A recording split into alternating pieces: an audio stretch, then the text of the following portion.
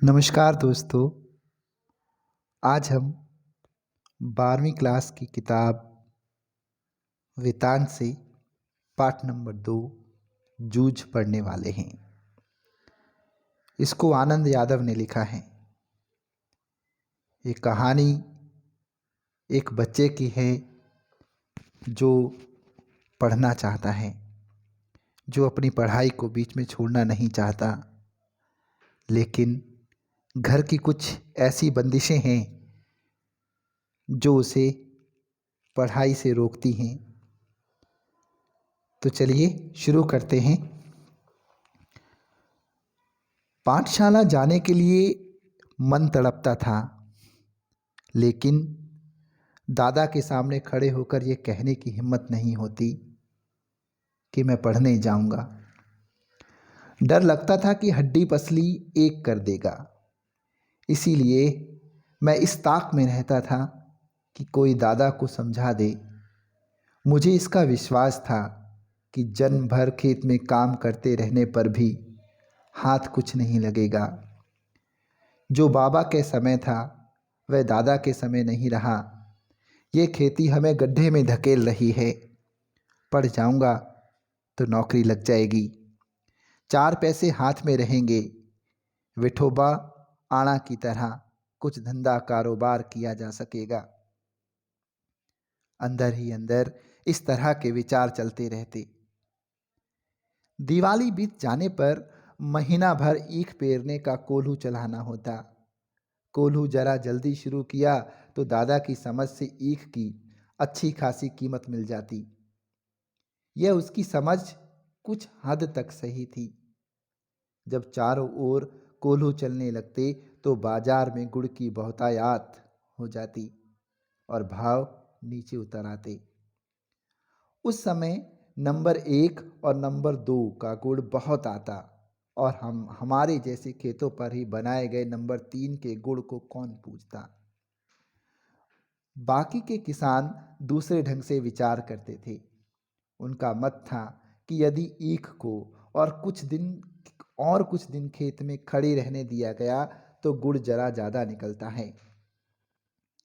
देर तक खड़ी रहने वाली ईख के रस में पानी की मात्रा कम होती है और रस गाढ़ा हो जाता है, जिसके कारण ज़्यादा गुड़ निकलता है।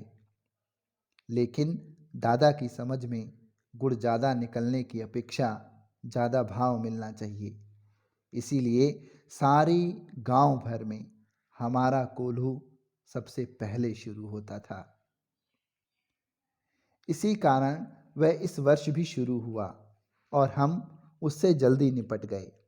आगे के काम में लग गए।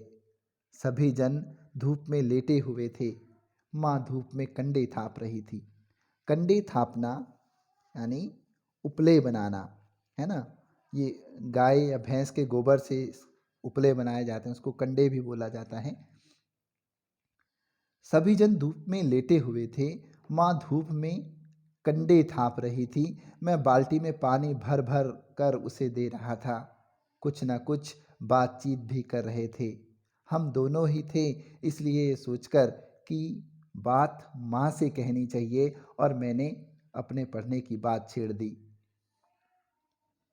माँ ने कहा, अब तू ही बता, मैं क्या करूं? पढ़ने लिखने की बात तो वह बरहेला सुअर की तरह गुर्राता है, तुझे मालूम है। माँ के मन में जंगली सुअर बहुत गहराई में बैठा हुआ था। अब मल्ला खेती के सभी काम बीत गए। मेरे लिए अब कुछ तो करना नहीं रह गया। इसलिए कहता हूँ, तू दत्ताजी राव सरकार से मेरे पढ़ने के बारे में कहे। आज ही रात को उनके यहाँ चलेंगे। मैं चलूँगा तेरे साथ। तू उन्हें सब कुछ समझाकर बता दे तो वे दादा को ठीक तरह से समझा सकेंगे।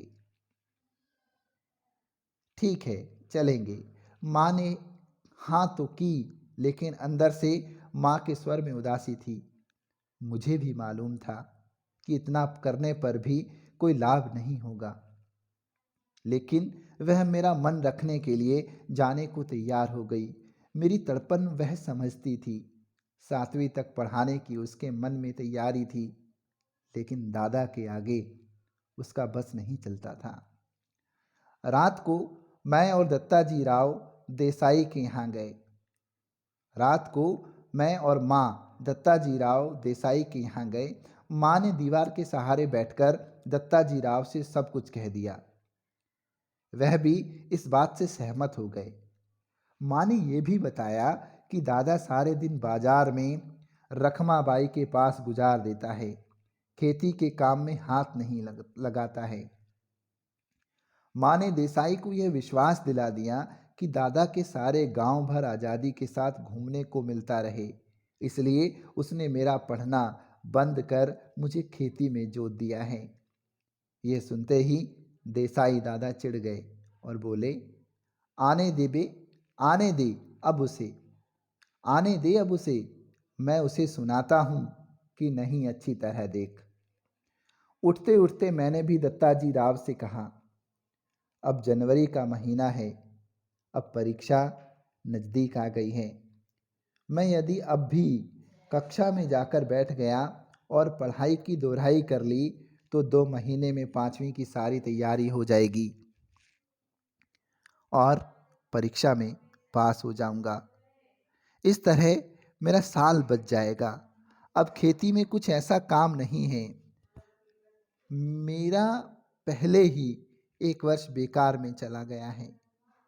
ठीक है, ठीक है, अब तुम दोनों अपने घर जाओ। जब वह आ जाए तो मेरे पास भेज देना और उसके पीछे से घड़ी भर बाद में तू भी आ जाना रे छोरा। जी कहकर हम खड़े हो गए। उठते उठते हमने यह भी कहा कि हमने यहाँ आकर ये सभी बातें कही हैं, यह मत बता देना, नहीं तो हम दोनों की खैर नहीं। माँ अकेली साग भाजी देने आई थी, यह बता देंगे तो अच्छा होगा। ठीक है, ठीक है, मुझे जो करना है मैं करूँगा। देख, उसके सामने ही तुझसे कुछ पूछूंगा, तू निडर होकर साफ साफ उत्तर देना, डरना मत। नहीं जी। मैं माँ के साथ लौट आया। 1 घंटा रात बीते, दादा घर पर आया। मैं घर में ही था।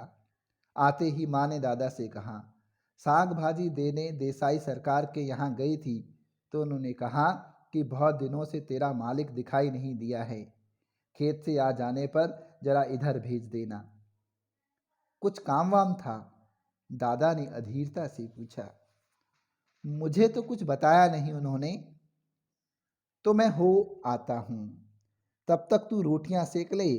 गणप्पा आए तो उसे खेत पर भेज देना पहले ही। दादा तुरंत उठ खड़ा हुआ। देसाई के बाड़े का बुलावा दादा के लिए सम्मान की बात थी। आधा घंटा बीतने पर माँ ने मुझसे कहा कि अब तू जा, कहना जीम ने बुलाया है। अच्छा। मैं पहुंचा तो सरकार मेरी राह देख रहे थे। क्यों आया रे छोरे? दादा को बुलाने आया हूँ, अभी खाना नहीं खाया है। बैठ बैठ थोड़ी देर, अभी तो आया है वह मेरे पास। जी। मैं बैठ गया। धीरे धीरे दत्ताजी राव पूछने लगे, कौन सी में पढ़ता है रे तू? जी 5वीं में था, किंतु अब नहीं जाता हूँ। क्यों रे? दादा ने मना कर दिया है। क्यों रे? दादा ने मना कर दिया है, खेतों में पानी लगाने वाला कोई नहीं है। क्यों रत्नप्पा? हाँ जी। फिर तू क्या करता है? सरकार ने दादा से जिरह करना शुरू किया तो सारा इतिहास बाहर निकल आया। सरकार ने दादा पर खूब गुस्सा किया। उन्होंने दादा की खूब हजामत बनाई। देसाई के मल्ला खेत को छोड़ देने के बाद दादा का ध्यान किसी काम की तरफ नहीं रहा। मन लगाकर वे खेत में श्रम नहीं करता है, फसल में लागत नहीं लगाता है, लुगाई और बच्चों को काम में जोतकर किस तरह खुद गांव भर में खुले सांड की तरह घूमता है और अब अपनी मस्ती के लिए किस तरह छोरा के जीवन की बलि चढ़ा रहा है, ये सब उन्होंने सुनाया। दादा के हरेक तर्क का दत्ताजी राव ने काट दिया और मुझसे कहा, सवेरे तू पाठशाला जाता रहे, कुछ भी हो पूरी फीस भर दे उस मास्टर की और मन लगाकर पढ़ाई कर और किसी भी तरह साल नहीं मारा जाए, इसका ध्यान रख। यदि इसने तुझे पढ़ने नहीं भेजा तो सीधा चला आ इधर। सुबह शाम जो हो सके वह काम कर। यहाँ पाठशाला जाते रहना, मैं पढ़ाऊँगा तुझे। इसके पास जरा ज़्यादा बच्चे हो गए हैं, इसीलिए तुम्हारे साथ कुत्तों की तरह बर्ताव करता है। मैंने मना कब किया है जी? इसको जरा गलत सलत आदत पड़ गई थी, इसलिए पाठशाला से निकालकर जरा नज़रों के सामने रख लिया है। कैसी आदतें, चाहे जैसी, यहाँ वहाँ कुछ भी करता है। कभी कंडे बेचता, कभी चारा बेचता, सिनेमा देखता, कभी खेलने जाता। खेती और घर के काम में इसका बिल्कुल ध्यान नहीं है। दादा ने मेरे ऊपर अचानक हल्ला बोल दिया। क्यों रे छोकरे? नहीं जी, कभी एक बार मेले में पटा पर पैसे लगा दिए थे।